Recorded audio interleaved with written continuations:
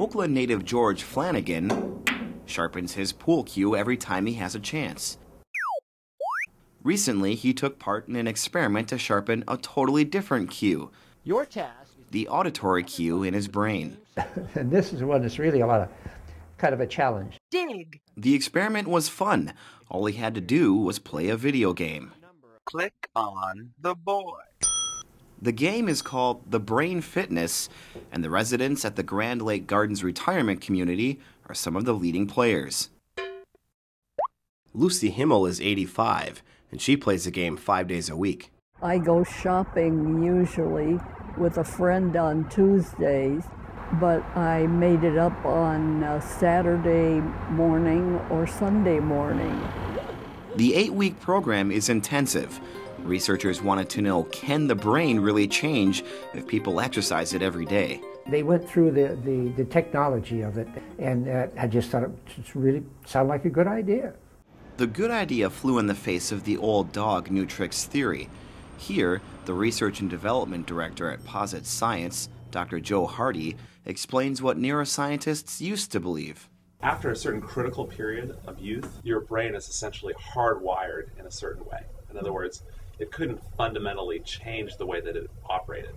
This sort of notion was really turned on its head by a lot of research. That research suggested that the brain can change. Neuroscientists call it brain plasticity. The idea of brain plasticity is that at any age, the brain can fundamentally reorganize the way that it processes information. Every now and then everybody loses a word, and you can't think of something you wanted to say. What is happening to Lucy is typical and normal in elderly age. As we get older, the representation of information in our brains becomes somewhat more fuzzy. It's less clearly represented. So things that you hear, things that you see, are not crisply represented in the brain. In other words, the brain distorts the information that goes into our memory. One of the leading neuroscientists in this research is Dr. Michael Merzenich from UCSF. Basically, in the first part of life, you're in a period of sort of aggressive continuous learning, acquisition of skills and abilities. And at some point in life, you basically make a transition of just being a user of those overlearned skills and abilities. The result of using certain parts of the brain over and over and abandoning the other parts eventually change the nature of the brain. So the functions that you don't use regularly are likely to be diminished. And that's the negative side of brain plasticity. On the positive side, through intensive exercise and doing the right type of exercise at the right time, you can actually transform the way that the brain is processing information in a positive way. We hope this gives you... Now researchers of these universities have developed ways to change the wiring of the brain to better serve the elderly. Two sounds. You can learn new things. You can teach, people new tricks at any age. The discovery that put smiles on scientists' faces led them to intense work.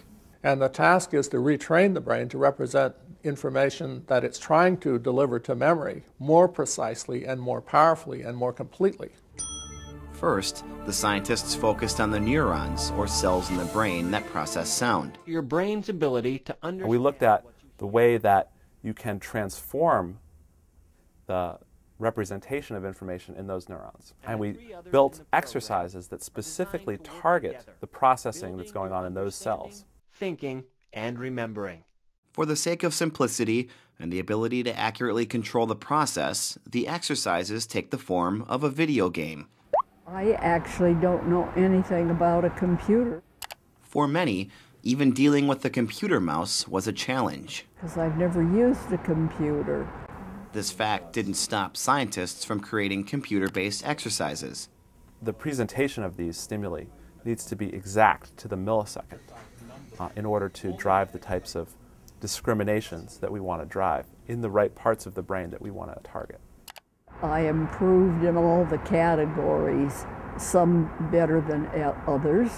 Some I would have liked to have improved even more.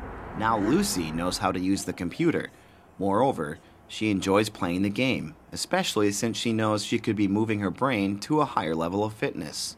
In order to really drive brain plasticity, you need to follow the principles that we've laid out in terms of speed, accuracy, adaptivity, generalizability, and engagement of neuromodulatory function. What it means is you have to work at it. Well, it's like working out at the gym, and I just felt better. And it was interesting, what's fun was the other people I talked to had the same feeling, you know, you just felt better. Okay, we're gonna do it again. There are some commercial video games that claim to sharpen your thinking. Blue or black. But just getting you to think is not going to fundamentally reorganize the way that the brain processes information. So use it or lose it is not enough, scientists say. How to use it effectively is their main concern. Now the science team is working on the back of the brain where it processes visual information. These sort of 5 modules are sort of the roadmap of training programs that we're going to develop. This is just the beginning, and it's early days. We have proven efficacy, but it's really the infancy of this endeavor. But when all 5 modules are created, as scientists hope, we will not just feel better, we will think better as we age. And that is welcome news for the 80 million baby boomers heading into their golden years.